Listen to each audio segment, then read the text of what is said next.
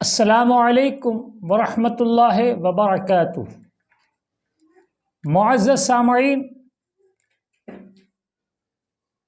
اولیاء کرام کی سیرت کو، ان کی زندگی کو ہم دیکھتے ہیں، ان کی زندگی کا مطالعہ کرتے ہیں تو ہمیں ان کی زندگی کا زیادہ تر وقت عبادت الہی میں نظر آتا ہے۔ رسول مکرم سرور کونین صلی اللہ علیہ وسلم کو آپ دیکھیں کہ آپ کی شب عبادت میں اور آپ دن کے حصے میں بھی اپنے معبود حقیقی کی عبادت میں مصروف ہیں۔ صحابہ کرام کو دیکھیں، آپ اہل بیت کو دیکھیں، اولیاء کو دیکھیں، سرکار سیدنا غوث پاک رضی اللہ تعالیٰ عنہ کی سیرت کو دیکھیں، آپ حضرت بدیع الدین زندہ شمدار رحمۃ اللہ تعالی علیہ کی زندگی کو دیکھیں، کبیر الاولیاء حضرت سید احمد کبیر رفاعی کو دیکھیں، داتا گنج بخش لاہوری کو دیکھیں، سلطان الہند غریب نواز خواجہ قطب الدین بااختیار کاکی، بابا فرید الدین کو دیکھیں، خواجہ نظام الدین کو دیکھیں، علاء الدین علی احمد صابر کلیر کو دیکھیں، نصیر الدین چراغ دہلوی کو دیکھیں، خواجہ بندے نواز گیسو دراز کو دیکھیں، مولانا شمش الدین ترک پانی پتی کو دیکھیں، سلطان مخدوم اشرف سمنانی کو دیکھیں، وارث پاک کو دیکھیں، سیلانی سرکار کو دیکھیں، تو آپ دیکھیں گے کہ ان کی زندگی کا زیادہ تر وقت عبادت الہی میں ہے۔ آخر کیا بات ہے؟ کیوں؟ کیا وجہ ہے؟ تو آئیے ان کی عبادتوں کا راز ہم واقعات کی روشنی میں دیکھتے ہیں۔ اب میں آپ کو ایک واقعہ پیش کر دوں۔ حضرت امام فخر الدین رازی تفسیر کبیر میں اور علامہ الوسیع معارف المعانی میں ایک واقعہ فرماتے ہیں کہ حضرت بایزید بسطامی نے ایک مرتبہ بارگاہ مولا میں عرض کی کہ اے مالک و مولا، مجھے کوئی ایسا راستہ بتا، ایسی صفت بتا، ایسا حال بتا جس سے میں تیرا بہت زیادہ قرب حاصل کر سکوں۔ حضرت بایزید بسطامی رحمۃ اللہ تعالی علیہ کی شخصیت وہ شخصیت ہے کہ اہل علم آپ کی شخصیت سے واقف ہے کہ آپ کے مناقب و مراتب اور آپ کے فضائل اور آپ بارگاہ خداوندی میں کتنے مقبول ہیں، اس کے باوجود بھی آپ یہ فرما رہے ہیں، اے مالک و مولا، میں نے ہر صفت سے تیرے قریب آنا چاہا، تیرا قرب حاصل کرنا چاہا، جتنی تیری صفات ہے ان سب صفات کے ذریعے، ان سب صفت کے ذریعے تیرا میں نے قرب حاصل کرنا چاہا، لیکن میں نے ہر جگہ تجھے کمال پر پایا۔ تو سخی تو میں نے بھی سخاوت کی، لیکن تیری سخاوت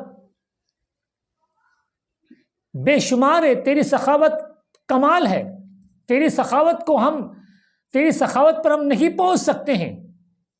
تو علم والا ہے، میں نے علم حاصل کیا، لیکن اے مالک مولا، تیرا علم کا کوئی دائرہ نہیں ہے، لا حدود لا محدود ہے،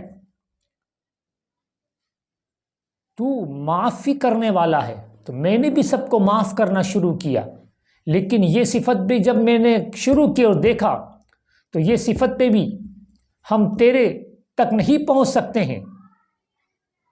تو شفیق میں بھی شفیق، تو سخی میں نے بھی سخاوت کی، تو غنی میں نے بھی سخاوت کیا، لیکن اے مالک و مولا ان صفت سے ہم تیرا قرب حاصل نہیں کر سکتے، اس لیے کہ ہر جگہ تیری اولیت، شان اولیت ہے۔ تو اے مالک و مولا ایسی کون سی صفت ہے جس کو بندہ کرے تو تیرا قرب حاصل ہو؟ تو اللہ تبارک و تعالی نے حضرت بایزید سے فرمایا کہ اے بایزید تو وہ صفت اپنا جو مجھ میں نہیں ہے۔ تو حضرت بایزید نے کہا اے مالک مولا تیرے خزانے میں ایسی کون سی صفت ہے، تیرے خزانے میں کون سی ایسی نعمت ہے جو تیرے پاس نہیں ہے؟ تو اللہ تبارک و تعالی نے حضرت بایزید سے فرمایا کہ میری صفت میں، میرے خزانے میں بندگی نہیں ہے۔ اگر میرا قرب چاہتے ہو، اگر میری نزدیکی چاہتے ہو، اگر میری خوشنودی چاہتے ہو، اگر میری رضا چاہتے ہو، اگر مجھے چاہتے ہو تو میرے پاس بندگی کر کے آؤ، اس لیے کہ بندگی نام ہے جھکنے کا اور میں جھکنے سے پاک ہوں۔ بندگی نام ہے انکساری اور تواضع کا اور میں انکساری اور تواضع سے پاک ہوں۔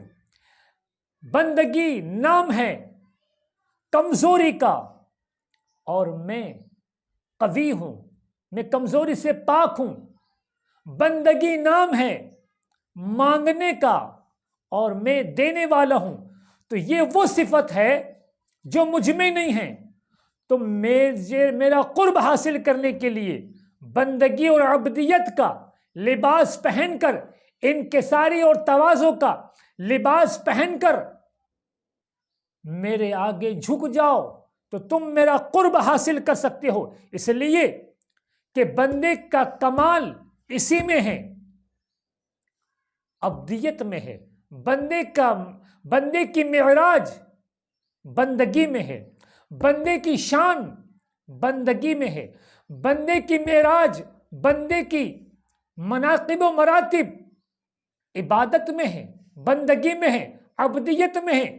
تو اگر ہم خدا کا قرب حاصل کرنا چاہیں تو بس یہ ایک ہی راستہ ہے کہ اللہ کی عبادت کرے، اس لیے کہ اللہ عبادت نہیں کرتا، اس کو عبادت کی حاجت نہیں ہے، اس سے بلند و بالا کی کوئی اور نہیں ہے۔ عبادت مالک الملک کی ہے، عبادت رب قدیر کی ہے، عبادت ہمارے رب کی ہے، سارے کائنات کے خالق کی ہے۔ تو ہم رب کو راضی کریں اس کے آگے جھک کر، اس لیے کہ اللہ تبارک و تعالی کو کہ آگے جب کوئی انسان انکساری اور تواضع کا لباس پہن کر اور جب جھکتا ہے تو اللہ تبارک و تعالیٰ کو وہ بندہ بہت پسند آتا ہے۔ اسی لیے کہ اللہ تبارک و تعالیٰ نے نماز رکھی، اور نماز میں سب سے زیادہ انسان اپنے رب کے قریب کب ہوتا ہے؟ وہ قیام کی حالت میں نہیں، وہ رکوع کی حالت میں نہیں، وہ قاعدے کی حالت میں نہیں، وہ جب سجدے کی حالت میں ہوتا ہے تو وہ اپنے رب کے بہت قریب ہوتا ہے۔ تو میرے دوست یہیں سے ہمیں پتہ چلا کہ ہمارے بزرگوں نے عبادت کیوں کی، ریاضت کیوں کی؟ اس لیے کہ عبادت و ریاضت میں کمزوری ہے، عبادت و ریاضت میں انکساری ہے، عبادت و ریاضت میں خدا کے آگے جھکنا ہے، عبادت و ریاضت میں خدا کے آگے مانگنا ہے، عبادت و ریاضت میں خدا کے سامنے ہاتھ پھیلانا ہے، اور یہ اللہ تبارک و تعالیٰ کو بہت پسند ہے۔ تو میرے عزیزو، اگر ہم اللہ کو راضی کرنا چاہتے ہیں تو ہمیں چاہیے کہ ہم اس رب کائنات کی عبادت کریں، اور اسی لیے میرے رب قدیر نے ہمیں دن میں 5 وقت کی نماز دی، اور اضافے کے لیے ہم تہجد پڑھ سکتے ہیں۔ اس کو راضی کرنے کے لیے تہجد پڑھ سکتے ہیں، اس کو راضی کرنے کے لیے اشراق پڑھ سکتے ہیں، اس کو راضی کرنے کے لیے اوابین پڑھ سکتے ہیں، اس کو راضی کرنے کے لیے نوافل پڑھ سکتے ہیں۔ تو میرے عزیزو، ہمارے بزرگوں کی ہم زندگی دیکھتے ہیں تو زیادہ تر اپنی زندگی کا حصہ انہوں نے اللہ کی عبادت میں گزارا ہے۔ تو ہم بارگاہ مولا میں دعا گو ہیں کہ اللہ تبارک و تعالی ہمیں اس کی عبادت کرنے کی توفیق